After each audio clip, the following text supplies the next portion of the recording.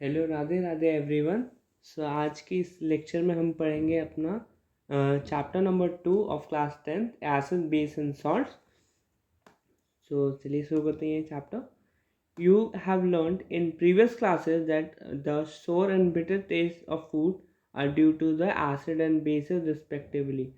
So हमने previous classes में पढ़ा है कि जो हमारे sour and bitter taste होते हैं, जो हमारे फूड के अंदर आते हैं, मतलब जो हम एक्सपीरियंस करते हैं, वो हमारे एसिड एंड बेस की वजह से होते हैं present in them. If someone in the family is suffering from a problem of acidity after overeating, which of the following will you suggest as a remedy? Lemon juice, vinegar और baking soda solution. So यहाँ पे इन्होंने एक question पूछा है. So which property did you think of while choosing the remedy?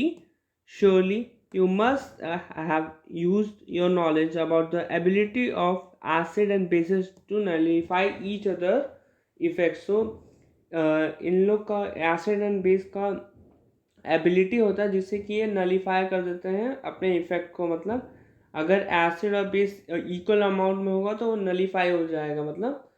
मतलब ना ही acidic रहेगा ना ही बेसिक मीडियम रहेगा, मतलब न्यूट्रलाइज हो जाएगा. Recall how we tested sour and bitter substance without tasting them. So हम टेस्ट करते हैं, जैसे कि किसी फूड का हमें सोर टेस्ट लगता है, किसी का बिटर टेस्ट लगता है, और उसको हम बिना टेस्ट किए भी हम पता कर सकते हैं by just smelling them. And और भी टेक्निक्स होती हैं पता करने के लिए कि ये सोर है कि बिटर है.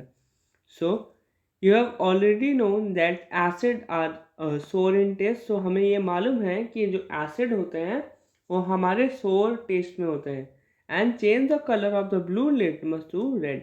और ये हमारा जो लिटमस पेपर होता है उससे हमें पता करते हैं कि ये एसिड है कि बेस है. सो उसमें उसका जो कलर होता है from blue litmus to red हो जाता है, चेंज हो जाता है उसमें. Whereas the bases are bitter and change the colour of the red litmus to blue. So जो हमारे बेसिस होते हैं वो बिटर टेस्ट करते हैं एंड वो अपना कलर चेंज करते हैं from red litmus to blue. So litmus is a natural indicator. ये हमारा एक नेचुरल इंडिकेटर होता है. Turmeric is another such indicator. Turmeric भी हमारा जो हल्दी होता है वो भी एक तरह का ऐसे ही इंडिकेटर होता है. Have you notice that a stain of curry on a white cloth became reddish brown when shook. So आपने देखा होगा कुछ खाना गिर जाता है तो फिर उस पर कुछ ना कुछ स्पॉट स्टेन आ जाता है. सो यहाँ पे इसी की बात की गई कि stain of curry on a white cloth become reddish brown when soap. So हम अगर सोप से उससे हम धो रहे होंगे सो रेडिश ब्राउन कलर वो वहाँ पे उस स्पॉट पे हमें देखने को मिलेगा. Which is in basic in nature. जो हमारा सोप होता है वो बेसिक नेचर का होता है. Scrub on it, it turns yellow again when the cloth is wash with plenty of water. अगर हम और ज़्यादा पानी से अगर हम धोएंगे तो वो येलो में जो स्टेन होगा येलो में कन्वर्ट हो, मतलब टर्न हो जाएगा.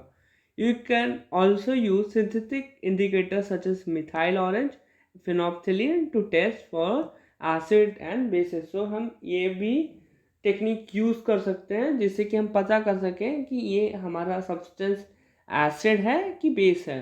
In this chapter, we will study the reaction of acids and bases, how acid and bases cancel out each other effect, and many more interesting things that we use and see in our day-to-day life. So हम इस chapter में पढ़ेंगे कौन कौन सी reaction होती हैं acid base में, and क्या क्या एसिड बेस मतलब कैसे कैंसिल आउट करते हैं अपने आप को, मतलब each other effect, and many more interesting things that we use and see in our day to day life. जो हमारी डे टू डे लाइफ में like acidic and basic experiences होते हैं वो भी हम इस चैप्टर में देखेंगे.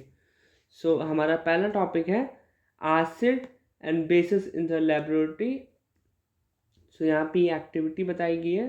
This indicator tells about whether substance base acidic और basic by change in colour. So ये जो जितने भी हमारे इंडिकेटर्स होते हैं वो बताते हैं कि हमारा सब्सटेंस एसिडिक है और बेसिक है in by changing the colour.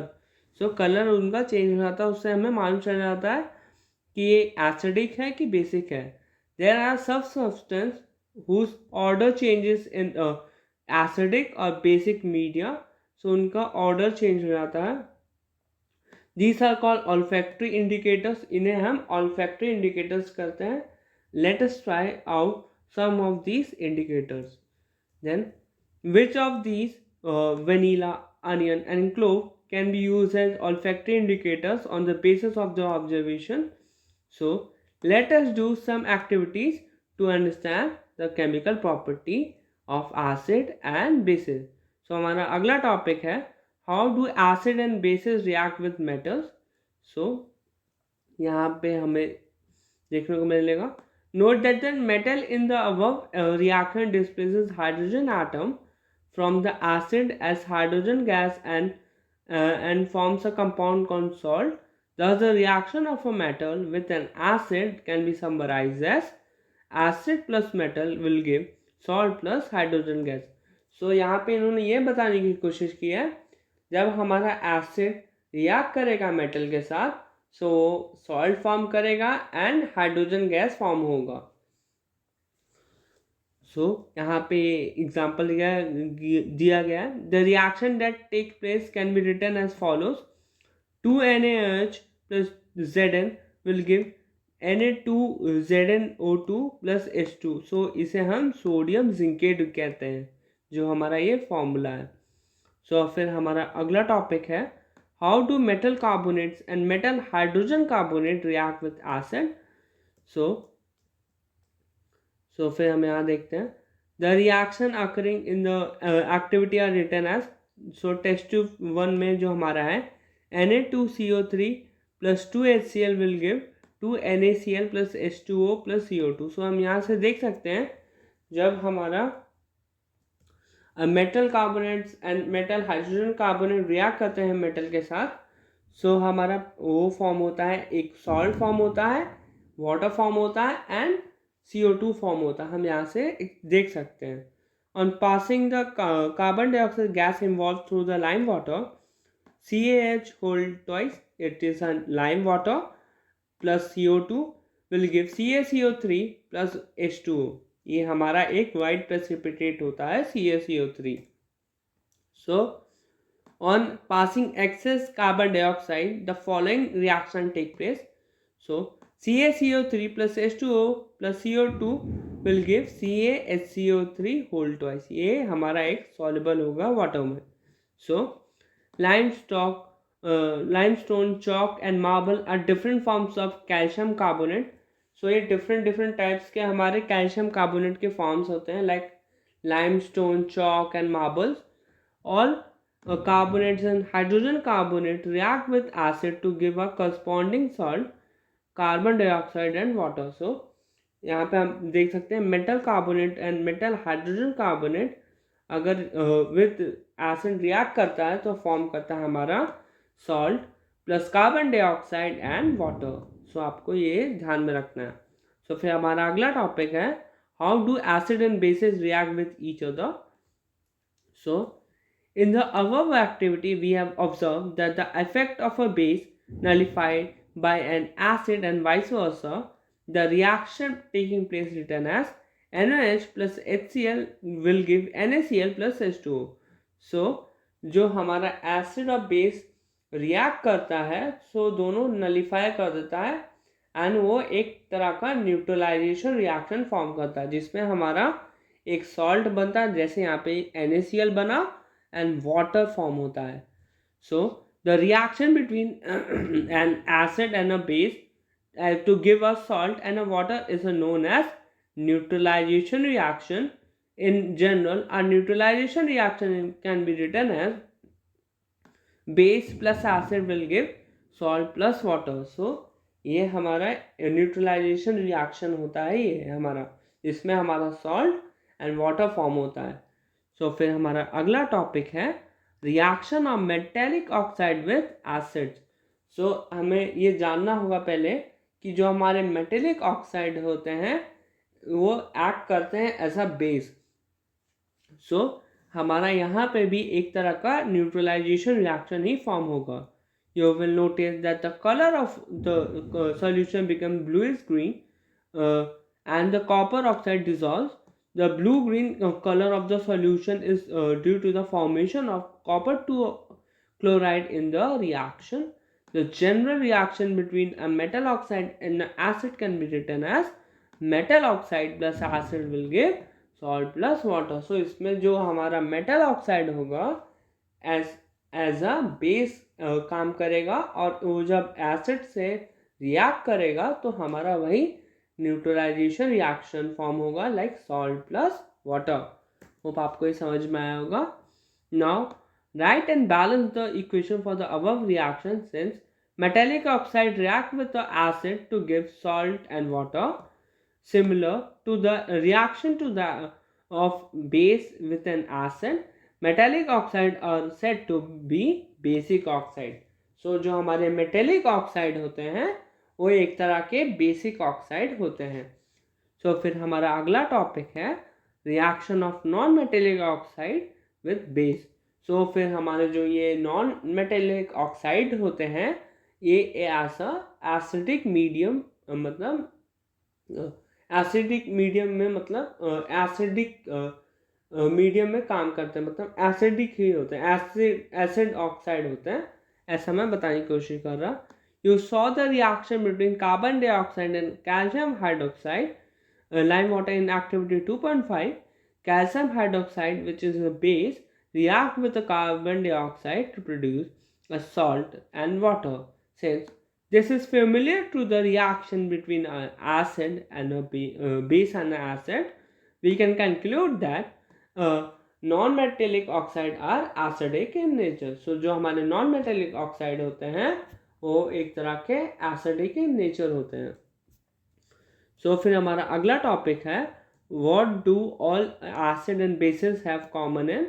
So in section 2.1 we have seen that all acid have similar chemical properties. So हमने देखा था कि जितने भी हमारे एसिडिक होते हैं उनके सिमिलर केमिकल प्रॉपर्टीज होती हैं which what leads to similarity in properties. We saw in the activity 2.3 that all acid generate hydrogen gas on reacting with metal. So हमने देखा था जब एसिड हमारा रिएक्ट कर रहा था विथ मेटल सो वो फॉर्म कर रहा था हमारा सॉल्ट प्लस हाइड्रोजन गैस. सो यहाँ पे यही बताया गया कि सारे हमारे एसिड हाइड्रोजन गैस फॉर्म करते हैं जब रिएक्ट करते हैं with metal. So hydrogen seems to be common to all acid. Let us perform an activity to investigate whether all compound containing hydrogen are acidic. So the bulb will start glowing in case of acid as shown in figure 2.3, but you will observe that glucose and alcohol do not conduct electricity. Glowing of a bulb indicate that there is a flow of electron current through the solution. So जो हमारा अगर bulb glow होगा सो उससे हमें ये मान चलता है कि जो हमारा फ्लो ऑफ इलेक्ट्रॉन्स हैं थ्रू द सॉल्यूशन वो हो रहा है. इसी चलते हमारे जो बल्ब ग्लो होता है. अगर हमारा फ्लो ऑफ इलेक्ट्रॉन्स नहीं होगा I mean flow of electric current so फिर हमारे जो बल्ब ग्लो नहीं करेगा. The electric current is carried through the acidic solution by the ions. So ये आयंस के चलते होता है.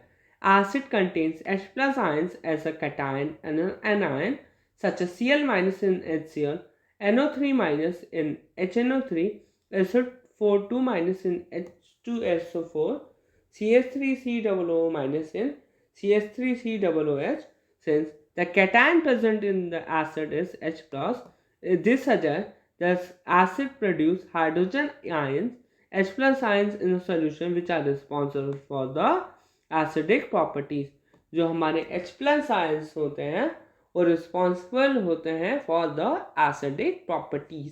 Repeat the same activity using alkalis such as sodium hydroxide, calcium hydroxide etcetera. What can you conclude from the result of this activity. So फिर हमारा अगला topic है what happens to an acid और a base in a water solution. Do acid produce ions only in aqueous solution? Let us test this. So हम यहाँ देखेंगे. So this experiment suggests that hydrogen ions in HCl are produced in presence of water.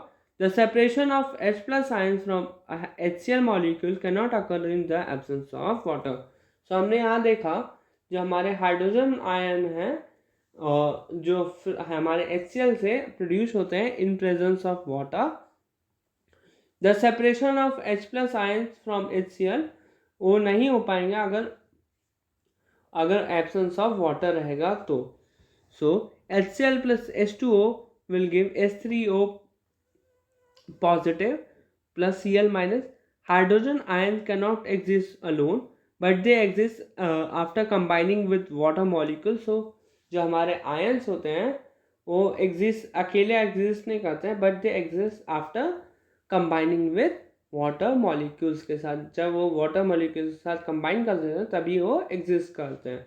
Thus hydrogen ion must always be shown as H plus or hydrogen ion. So इसे hydrogen ion कहते हैं. Plus H plus H2O will give H3O plus. We have seen that acid gives H3O plus or H plus ions in water. Let us see what happens when a base dissolved in water, NaOH in water solution will give Na plus OH. So हमें यहाँ पे देखा कि जो हमारा NaOH होता है वो टूट जाता है Na प्लस में, NOH में हमारा टूट गया. Then KOH in water solution will K plus and OH minus दिया है इसने. फिर MgOH whole twice will give Mg2 plus 2OH minus. Bases generate hydroxide ions in water. Bases which are soluble in water are called alkalis. So जो हमारे bases होते हैं वो mostly form करते हैं हमारे OH minus ions in water, but bases which are soluble in water उन्हें हम alkalis बोलते हैं. Then now we have identified that all acids generate H plus and all bases generate OH minus ions. We can view the neutralization reaction as follows. Acid plus base will give salt plus water. So हमने जो पीछे देखा, the process of dissolving an acid or a base in a water is highly exothermic one. So इसमें हमारा काफ़ी heat involved होता है.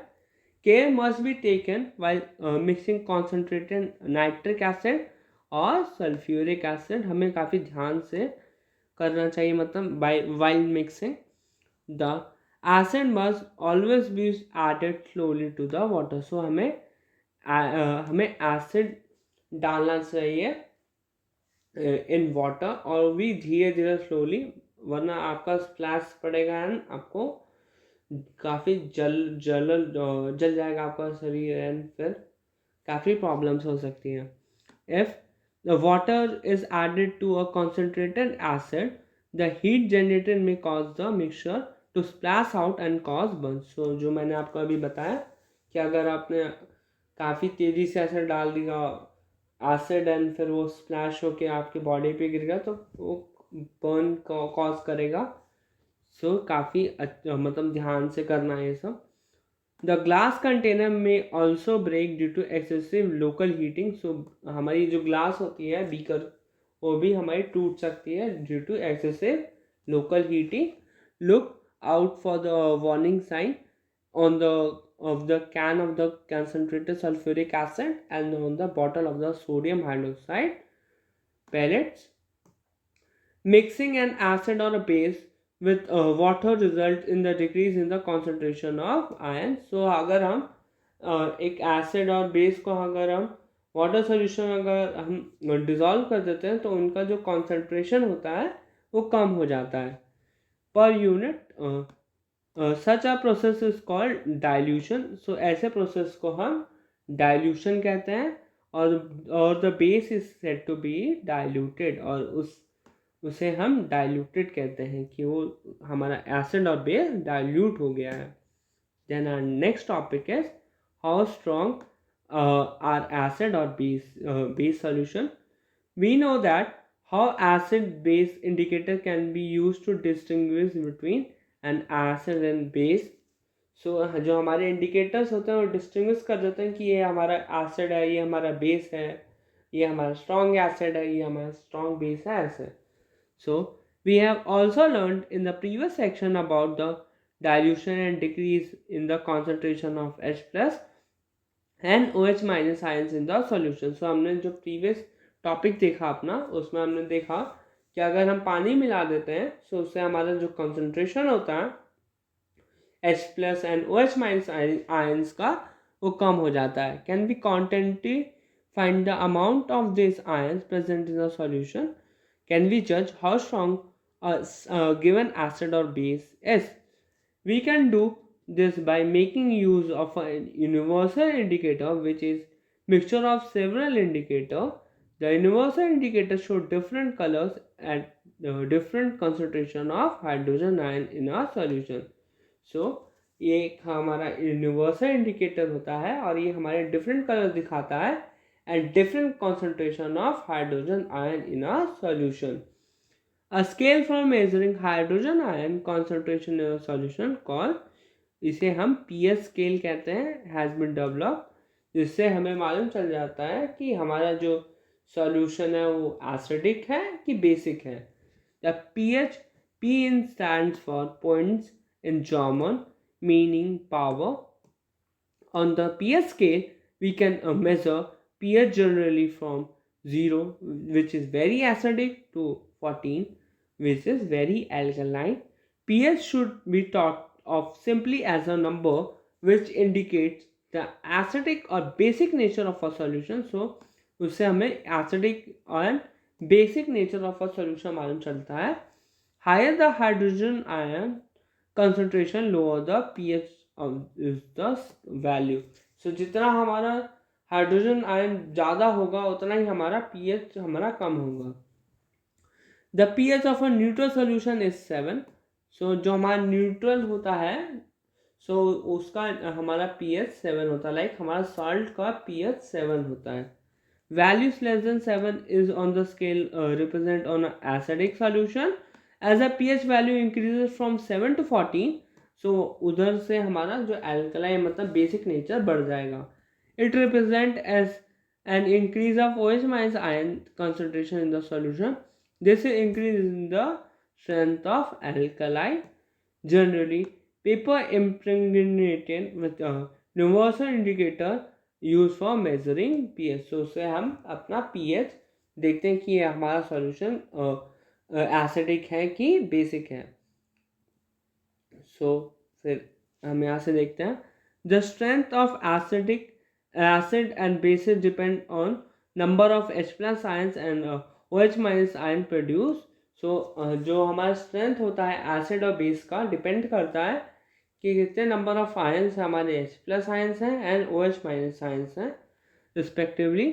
If we take hydrochloric acid and acetic acid of same concentration, अगर हम hydrochloric acid and acetic acid हम लें वो भी same concentration का, say 1 molar, then these produce different amount of hydrogen ion. So ये हमारे different तरह के hydrogen ion form करेंगे. Acid that give rise to more H plus ions are said to be strong acid. So ऐसे acid को हम strong acid कहते हैं.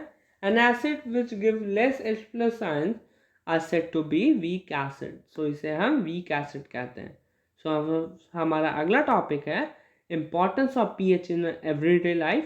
So are plants and animals pH sensitive? Our body works within the pH range of 7.0 to 7.8. Living organism can survive in a narrow range of pH. So फिर हमारे body का जो pH range होता है is about 7.0 to 7.8 और जो हमारे living organism होते हैं survive only in a narrow range of pH change में ही हम सर्वाइव कर पाते हैं. When pH of a rain water is less than 5.6, then it is said to be an acid rain. सो फिर हमारा जो पीएच स्केल होता है हमारा जो रेन वाटर का, अगर वो 5.6 से कम होगा तो उसे हम एसिड रेन कहेंगे। When acid rain flows into the river, it lowers the pH scale, pH of the river water. So फिर वहाँ का जो हमारे रिवर का वो भी वहाँ का भी pH स्केल कम हो जाएगा। मतलब the survival of aquatic in life in such rivers became difficult।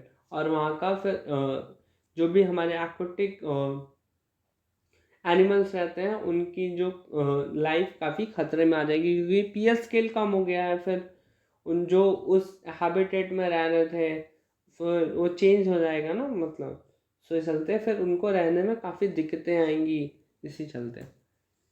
तो फिर हमारा अगला टॉपिक है what is the pH of a soil in a backyard. Plant require a specific pH range for healthy growth. So जो हमारा plant होता है उसे एक स्पेसिफिक रेंज चाहिए होता है जिससे कि वो अच्छे से ग्रो कर पाए।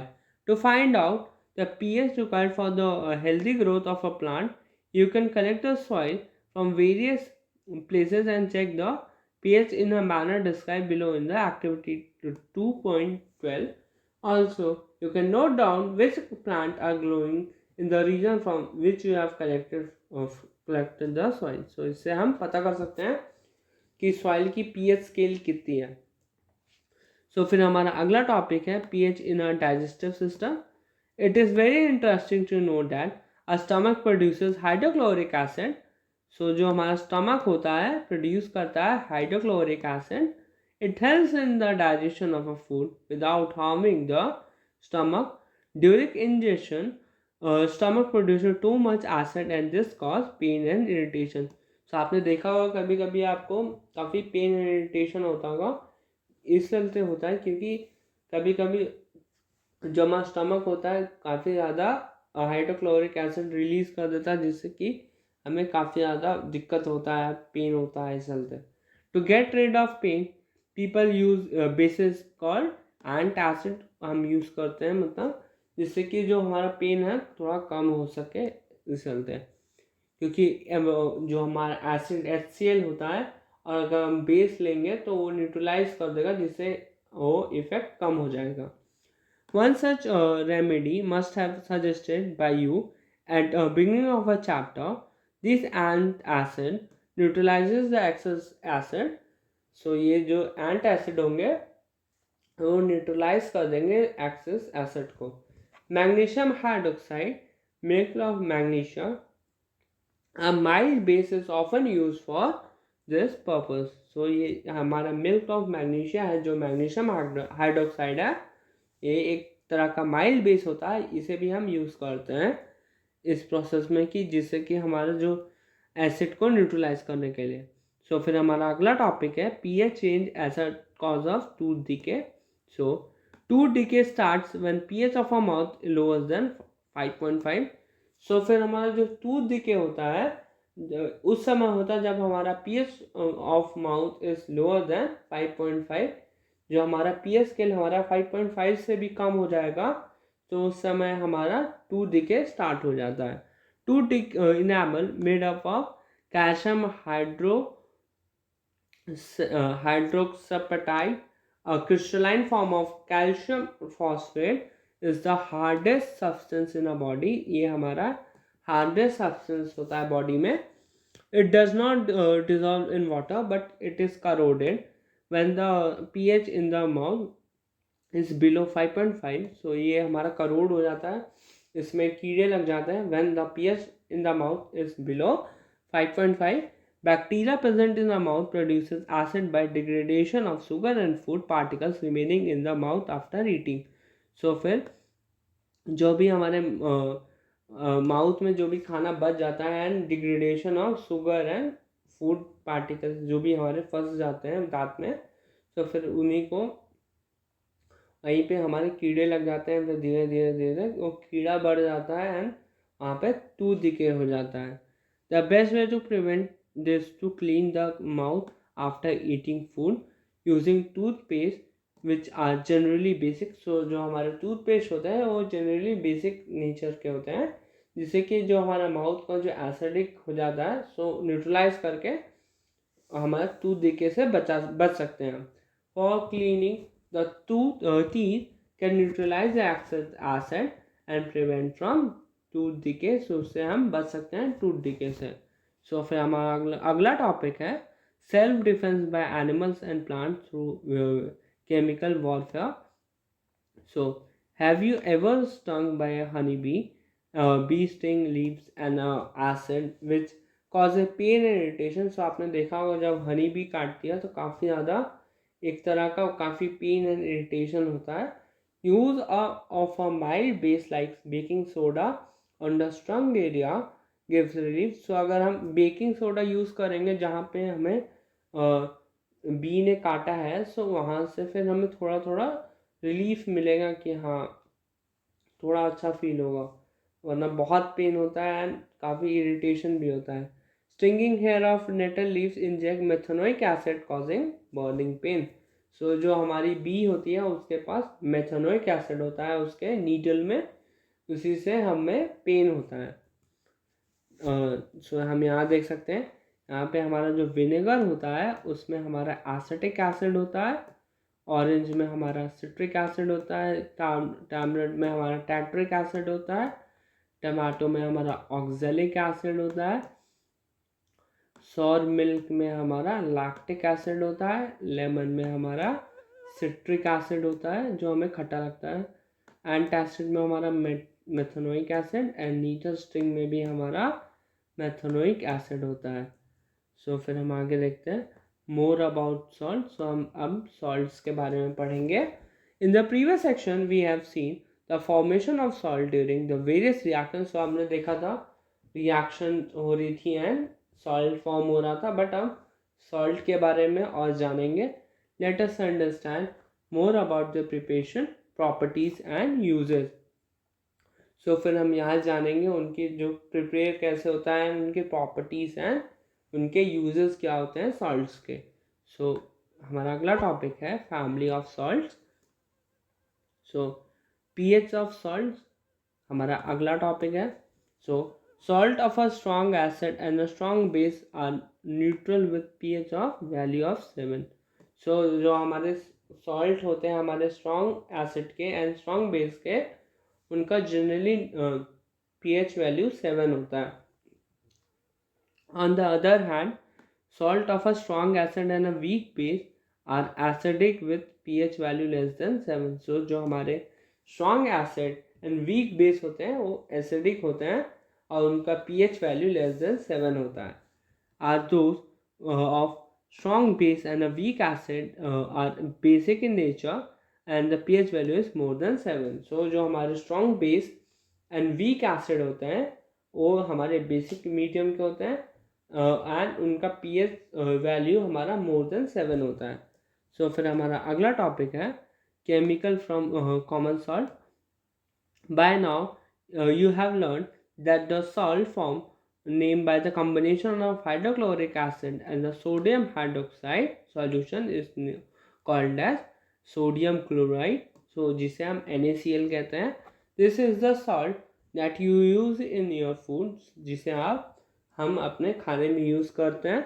You must have observe in the above activity that it is a neutral salt. Sea water contains many salt dissolved in it.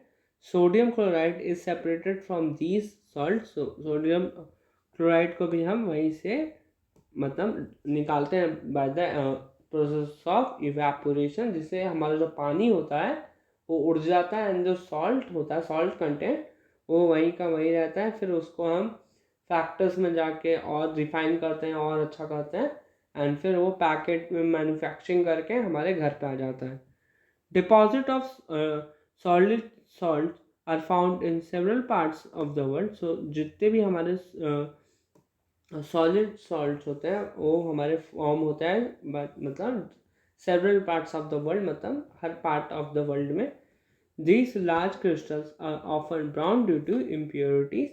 इसमें पहले हमारी impurities देखने को मिलती हैं। This is called rock salt और उसे हम rock salt कहते हैं। Bed of a rock salt were formed when seas of bygone ages dried up rock salt is mined like coal. So जो हमारे रॉक सॉल्ट्स होते हैं उनको भी हम माइनिंग करके मतलब लाइक कोल जैसे हम निकालते हैं वैसे ही निकालते हैं। You must have heard about Mahatma Gandhi Dandi March. Did you know that sodium chloride was such an important symbol in our struggle for freedom? So फिर हमने देखा है कि जो महात्मा गांधी जी ने जो दांडी मार्च करके जो फ्रीडम स्ट्रगल में वो NaCl के चलते ही एक प्रोटेस्ट किया था अगेंस्ट ब्रिटिशर्स। तो फिर हमारा अगला टॉपिक है common salt, a raw material for chemicals. So the common salt does obtain important raw material for various materials of daily use such as sodium hydroxide, baking soda, washing soda, bleaching powder, and many more. Let us see how one substance is used for making all these different substances. So हम यहाँ देखेंगे like substance like sodium hydroxide, baking soda, washing soda, bleaching powder and और सारी चीज़ें भी जो हमारी common salt से फॉर्म होती हैं। सो फिर हमारा पहला टॉपिक है sodium hydroxide. When electricity is pass through an aqua solution of sodium chloride called brine, it decomposes to form sodium hydroxide. The process is called फ्लोर-alkali process because of the product form chlor for chlorine and alkali for sodium hydroxide. So ये हमारा इसमें हम electricity pass करते हैं through an aqua solution of sodium chloride जिसे हम brine कहते हैं। और फिर ये हमारा टूट जाता है टू फॉर्म मतलब डिकम्पोज मतलब दो डिफरेंट आयंस में टूट जाएगा एंड फॉर्म करेगा NaOH। The process is called chlor-alkali process because of the product form chlor for chlorine and alkali for sodium hydroxide। so यहाँ पे हम देख सकते हैं एक तो हमारा NaOH बना, फिर Cl2 plus H2 गैस हमारा ये फॉर्म हुआ। यहाँ पे chlorine gas is given off at the anode, so ये हमारे एनोड पे फॉर्म होगा। And the hydrogen gas at the cathode, ये हमारा कैथोड पे फॉर्म होगा। Sodium hydroxide solution is formed near the cathode. The three products formed in the process are all useful. Figure shown the different uses of these products. So ये काफ़ी important होते हैं जो भी हमारा फॉर्म होता है यहाँ पे like NaOH, Cl2 and H2। सो यहाँ पे हमारा जो Cl2 होता है हमारे water treatment, swimming pools, PVC, disinfectants, CFC में हमारा यूज़ होता है। देन हमारा H2 हमारा फ्यूल में, मार्गेन में, एमोनिया में, फर्टिलाइजर में यूज़ होता है। फिर हमारा जो NaOH होता है decreasing metal, soaps and detergent, paper making and artificial fibres में हमारा यूज़ होता है। सो फिर हमारा अगला टॉपिक है bleaching powder. You have already come to know that chlorine is produced during the electrolysis of aqueous sodium chloride, उसे हम ब्राइन कहते हैं। The chlorine gas is use for manufacture of bleaching powder. So जो हमारा chlorine होता है उसे use किया जाता है for the manufacturing of bleaching powder. Bleaching powder is produced by the action of chlorine on dry slake lime CHO whole twice. Bleaching powder is represented by CaClO2 whole twice, though the actual composition is quite complex. But इसका actual composition काफ़ी complex होता है। यहाँ पे जो हमारा reaction है 2CaOH whole twice plus 2Cl2 will give CaClO whole twice plus CaCl2 plus 2H2O। ये हमारा फॉर्म हुआ, मतलब ये हमारा रिएक्शन है। इसमें इस चैप्टर में आपको रिएक्शन बिल्कुल मुंह जुबानी रटी होनी चाहिए, मतलब आप नींद में भी ऐसे बता सको, क्योंकि रिएक्शन इसमें पूछी जाती है कि ब्लीचिंग पाउडर, वॉशिंग पाउडर का फॉर्मूला क्या है, रिएक्शन क्या है। सो इस चैप्टर में आपको रिएक्शन सारी याद रहनी चाहिए।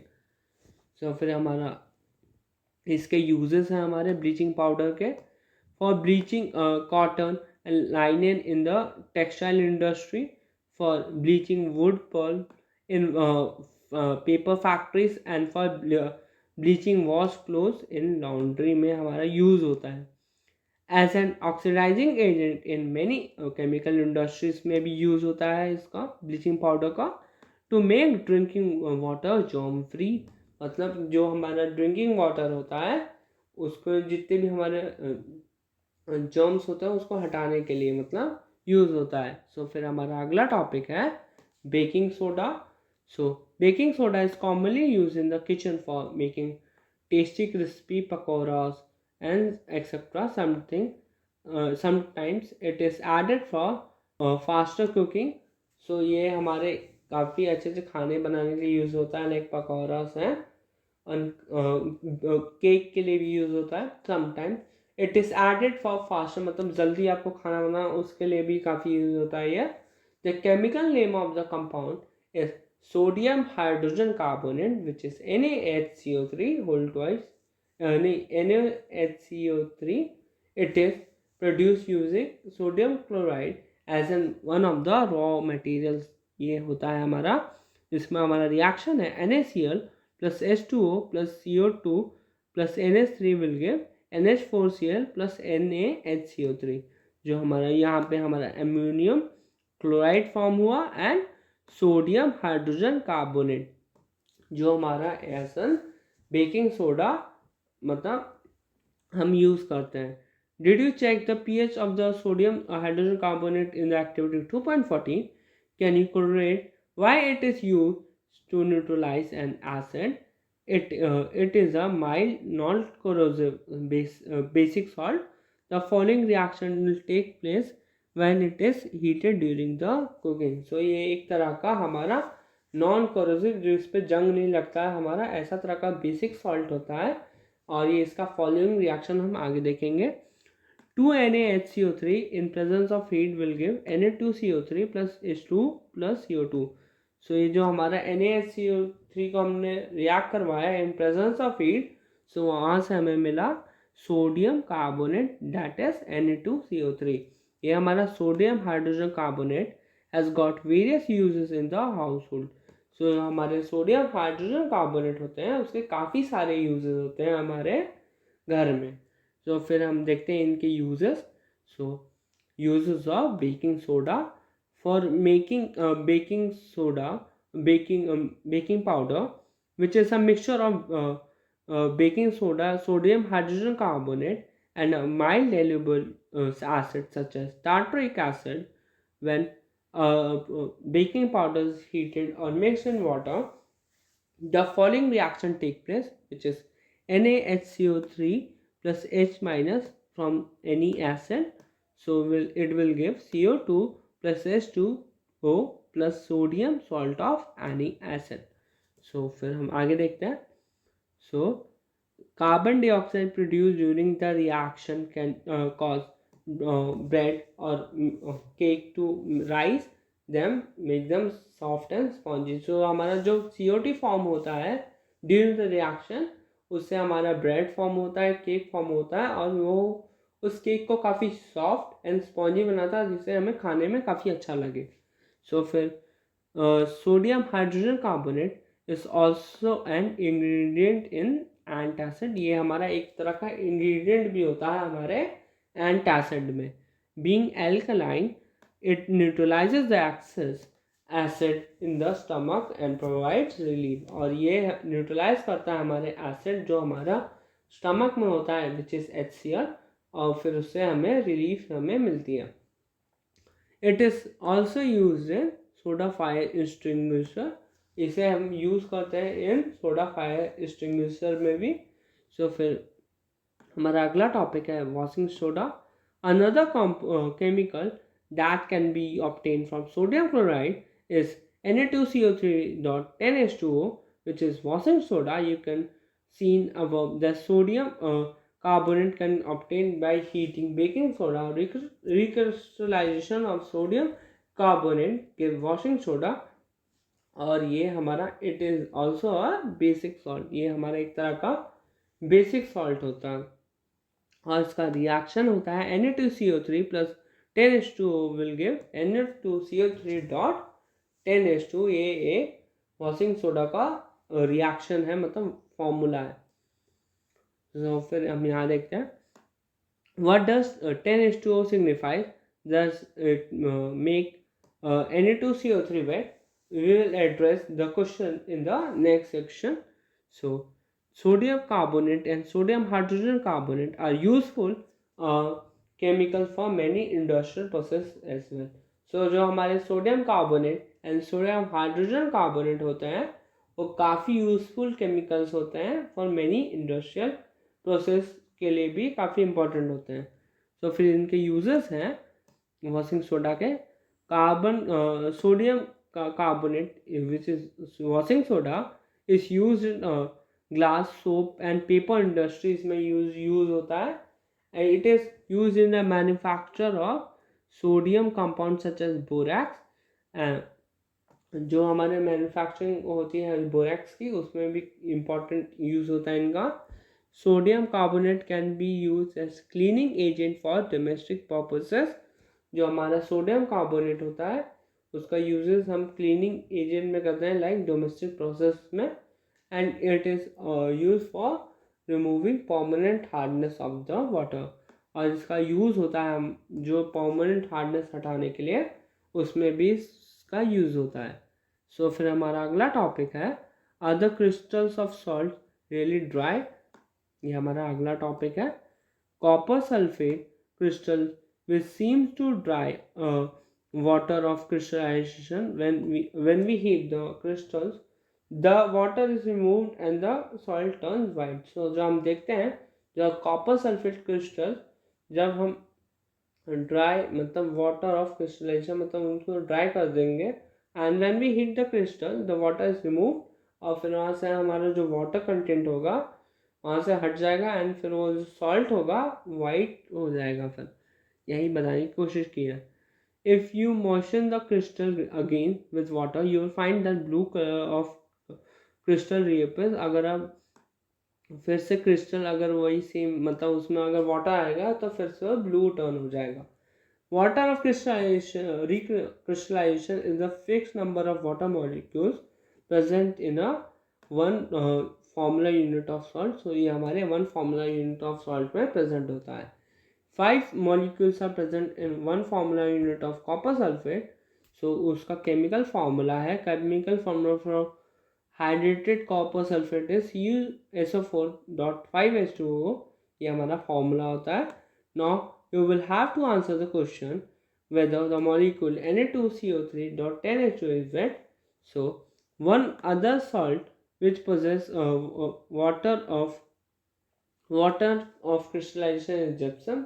So ये जिप्सम होता है हमारा जो ये फॉलो करता है प्रोसेस ऑफ वाटर क्रिस्टलाइजेशन का। It has 2 water molecules as water crystallisation. इसके 2 वाटर मॉलिक्यूल्स होते हैं जो वाटर क्रिस्टलाइजेशन की तरह एक्ट करते हैं। It has chemical formula CaSO4.2H2O। ये इसका फार्मूला होता है। सो फिर हम आगे देखते हैं हमारा अगला टॉपिक है plaster of Paris. So on heating gypsum at 373 degree Kelvin it loses water molecules and became copper sulfate hemihydrate which is CaSO4.5H2O. This is called plaster of Paris. इसे हम plaster of Paris कहते हैं। The substance which doctor uses as plaster for supporting fracture bones in the right position, जिसे doctor use करते हैं for supporting fracture bone. And plaster of Paris is a white powder and on mixing with water it changes to gypsum once again after giving a hot solid mass. So अगर हम उसमें water mix कर दें तो फिर से वो gypsum बन जाता है अगेन और वो हार्ड सॉलिड मास बन जाता है। सो ये हमारा फॉर्मूला है CaSO4.2 plus that 1.5H2O will give CaSO4.2H2। ये हमारा जिप्सम का फॉर्मूला हो जाता है और ये हमारा प्लास्टर ऑफ पेरिस का फॉर्मूला हो जाता है। Note that only half a molecule is shown to be attached as a water of crystallization. So जो भी हमारा हाफ जो मॉलिक्यूल था वाटर के साथ वो अटैच था हमारे वाटर ऑफ क्रिस्टलाइजेशन के साथ. How you can get a half molecule? It is written in the form because two formula units of CSO4 share one molecule of water. So इसी चलते हमारा ये फॉर्म होता है. Plaster of Paris use for making toys, material for decoration and making surfaces smooth. Try to find out why is calcium hemihydrate called plaster of Paris. So हम find कर सकते हैं किस लिए हमें इस कैल्शियम सल्फेट हेमीहाइड्रेट को हम प्लास्टर ऑफ पेरिस कहते हैं. सो यहाँ पे ये लेक्चर ख़त्म हुआ. होप आपको ये चैप्टर समझ में आया होगा.